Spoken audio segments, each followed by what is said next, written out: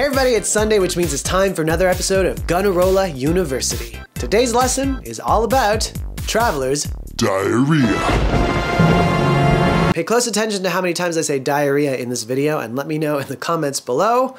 I have a feeling it will be plenty. Travel is wonderful, but one of the unfortunate, unpredictable things that can happen is the toll that can take on your digestive system, which often leads to traveler's diarrhea. Triggers for traveler's diarrhea fall under three main categories: diet, hygiene, and stress. More than half of the cases of traveler's diarrhea are actually caused by ingesting bacteria that your body doesn't know how to handle. It's a pretty common issue, especially if you're traveling to developing parts of the world. In today's video, I wanted to talk about 5 ways that you can minimize the risk of getting traveler's diarrhea. Tip number 1, super obvious, but wash your hands. Wash them thoroughly, wash them consistently, wash them glamorously, especially after handling money. Everybody touches money, nobody washes it. They're basically little transportation devices for germs. If you don't have access to soap and water, make sure you carry hand sanitizer or wipes, and if you don't have those, just be very careful about not touching your face after touching public property. Tip number 2, don't ingest tap water. This is probably the #1 way to get sick because there are so many times that we'll come into contact with tap water without realizing it. It's not that tap water is dirty, it's fine for washing with, and for some people, drinking it actually won't be a problem. But tap water can often contain bacteria and viruses that can be harsh for some of us. If you need to drink water, bottled water is usually a safer option, or you can boil water, which is usually sufficient for killing off bacteria and viruses, or drink a beverage like hot tea. There are some other times where you might come into contact with tap or untreated water and not even realize it. Ice cubes are often made with tap water. If you want a cold drink, consider getting a bottled refrigerated drink instead. Make sure to wipe down bottles and cans before drinking from them because the surfaces might be contaminated. Brushing your teeth. Most of us brush our teeth with tap water. You'll want to replace that with bottled water instead. Raw fruits and vegetables may have been washed with tap water, so it's better to pursue an option where they're cooked or boiled, or you can see how they're cleaned. And if you go swimming, make sure not to drink the water.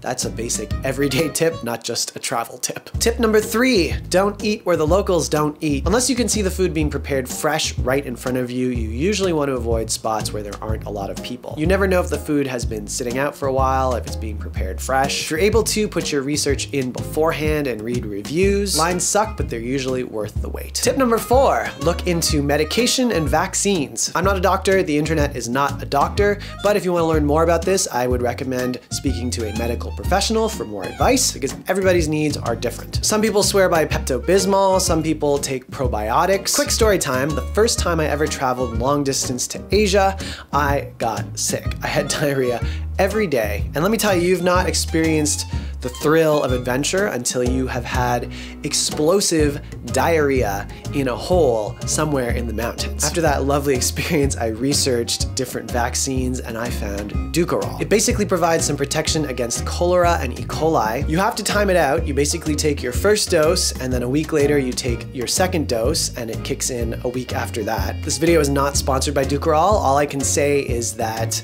since that first trip, I've had relatively few issues to that extent. Of course, I'm a lot more careful when it comes to diet and hygiene and stress management, but if you're interested in learning more about this vaccine, talk to your doctor. Final tip, try not to stress out. I know that I gave you a bunch of tips in this video, some of them may have scared you, but travel is all about adapting, and as long as you make an effort to take the proper precautions to not get traveler's diarrhea, what happens will happen. If you do happen to get sick while you're abroad, it's important to stay hydrated and to seek medical attention if your traveler's diarrhea is severe and lasts for prolonged periods. So if you're traveling, hopefully you found those tips helpful. In the comments below, let me know how many times I said diarrhea.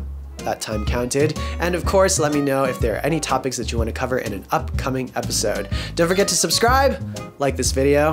I'll see you next time. À la prochaine. Wasn't looking, but I finally found you. Thinking this is something I could get used to. Never knew that this is how it could be.